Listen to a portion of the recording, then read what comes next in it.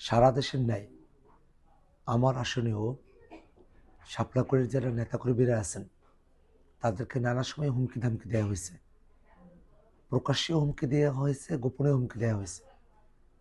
আজকে বিকেলবেলা হঠাৎই আমার ফোন নাম্বারে একটি অপরিচিত নাম্বার থেকে কল আসে এবং তিনি অশ্রাপ অশ্লীল গালিগালাজ করেন, প্রাণনাশের হুমকি দেন, আমার পরিবারকে কেটে ফেলবে, মেরে ফেলবে, ইলেকশন হওয়ার পরে দেখে নেবে, এই ধরনের নানা ধরনের ভয়ঙ্কর হুমকি প্রদান করতে শুরু করে।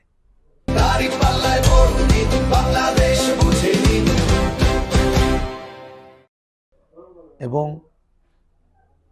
এরকম ধরনের ঘটনাগুলো এর আগেও ঘটলেও এখন এই নির্বাচনের সময়টাতে প্রাণনাশের হুমকির মতো ঘটনা সত্যি আমাদেরকে ভাবিয়ে তোলে। বর্তমানে আইনশৃঙ্খলা রক্ষাকারী বাহিনী সবগুলো অস্ত্র এখন পর্যন্ত উদ্ধার করতে পারেনি। অবৈধ অস্ত্রের একটা ছড়াছড়ি আছে, একটা জনজোয়ার তৈরি হয়েছে, সেটাকে ঠেকিয়ে দেওয়ার একটা প্রচেষ্টা রয়েছে।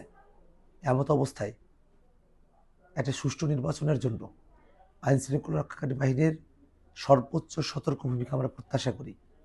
একই সাথে আমরা এই কথাটা বলতে চাই যে বাংলাদেশে দীর্ঘ সময় ধরে যে ফেসিবাদ চেপে বসেছিল তার বিরুদ্ধে লড়াইয়ে আমরা কখনো পিছু পা হয়নি। হুমকি থামকি, ভয়, জুলুম, জেল, রিমান্ড, নির্যাতন, নানা কিছু আমরা মোকাবেলা করে নতুন বাংলাদেশের দিকে আমরা অগ্রসর হয়েছি।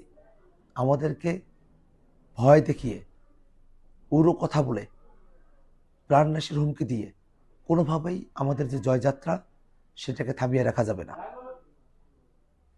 শেষ করো।